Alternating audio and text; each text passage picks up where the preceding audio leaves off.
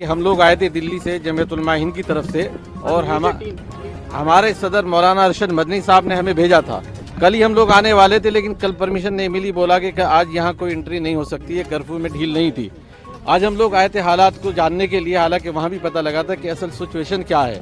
हमने जाना, इलाके के लोगों से भी पूछा, जो जिम्मेदारान हैं उनसे भी रब्ता किया। हमें बताया गया कि भाई यहाँ असल जो विवाद शुरू हुआ है, जो मस्जिद और मदरसे का डेमोलेशन हुआ है। हमने पूछा क्या इसका कोई कोर्ट का ऑर्डर था, तो बताया गया हमें कि कोर्ट का ऑर्डर डेमोलेशन का नहीं था। कोर्ट में 14 तारीख दी गई थी, 14 तारीख में सुनवाई होती, उसके बाद क्या डिसीजन आता।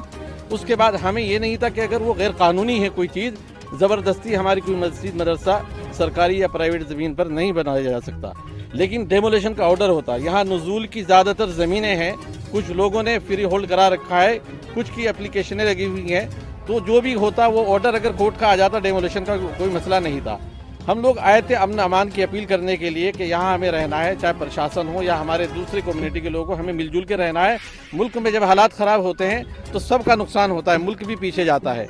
इसके साथ साथ हमने प्रशासन से अपील की है कि जो लोगों में एक खौफ का माहौल पैदा हो गया है, लोग पलायन कर रहे हैं, कई हज़ार लोग जा चुके हैं, तो किसी ऐसे आदमी पर जो किसी तरह के इसमें मुलविस न हो, उसके खिलाफ कार्रवाई न की जाए।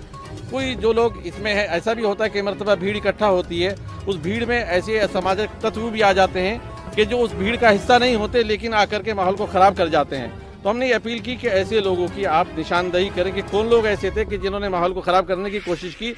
जो लोग भी समाज को और माहौल को ख़राब करना चाहते हैं उनके खिलाफ कार्रवाई हो, लेकिन निर्दोष के खिलाफ किसी के कोई कार्रवाई ना हो। ऐसे हालात में होता कि बहुत सारे निर्दोष फंस जाते हैं। हमने ये भी अपील की है कि कर्फ्यू में ढील दी जाए। ऐसे भी लोग जो बीमार है, परेशान है, उनके दिलों के अंदर खौफ है। हमने वहाँ जाने की भी रिक्वेस्ट की थी, लेकिन हमें कहा गया कि आज तो नहीं, 2-4 दिन के अंदर हम आपको लेकर के जाएंगे।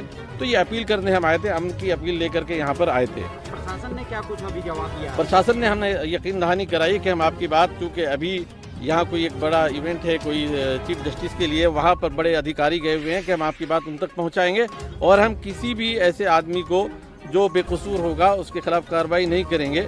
जो कसूरवार हैं उनके खिलाफ कार्रवाई होगी। और जो अमन अमान की अपील में हमें आपकी ज़रूरत है और आपको हमारी ज़रूरत है, एक दूसरे को ज़रूरत है, जब ज़रूरत होगी हम आपको बुलाएंगे। अभी हम रिलीफ का काम कर रहे हैं, हम रिलीफ पहुंचा रहे हैं, लेकिन हमारी रिक्वेस्ट ये है कि जो हज़ारों लोग पलायन कर रहे हैं, इस खौफ के माहौल को ख़त्म किया जाए। दंगाइयों को पकड़ने के लिए क्या आप लोग भी आगे आएंगे, आप लोग मदद करेंगे? ये काम तो प्रशासन का होता है, चूँकि आवाम का नहीं होता। ये काम आइडेंटिफाई करना ये पुलिस प्रशासन का काम होता है, आवाम का काम नहीं होता। इस काम के लिए हुकूमत ने सारे महकमे डिपार्टमेंट बना रखे हैं कि कौन दंगाइयों के साथ क्या सलूक करेगा, वो इन्वेस्टिगेशन करेंगे। जो इन्वेस्टिगेशन में दंगाई पाया जाएगा उसके खिलाफ कार्रवाई प्रशासन करेगी। नहीं, हम क्या मदद करेंगे बताइए? हम तो ये कहते हैं कि हम आपके अमान में मदद करने के लिए आए हैं, लेकिन आइडेंटिफाई करना तो प्रशासन का काम है। कानून के ऊपर पालन कराना ये प्रशासन का काम है। कानून को हाथ में लेना ये पब्लिक का काम नहीं है। गवर्नमेंट ने बनाए हुए डिपार्टमेंट से काम को देख रहे हैं।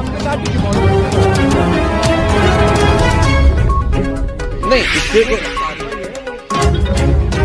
निगम की कार्रवाई, अगर कोई कोर्ट का ऑर्डर है आप हमें दिखाएं कि कोर्ट का डेमोलेशन का ऑर्डर है, ये ऑर्डर दिया गया था। अगर ऑर्डर था तो हमें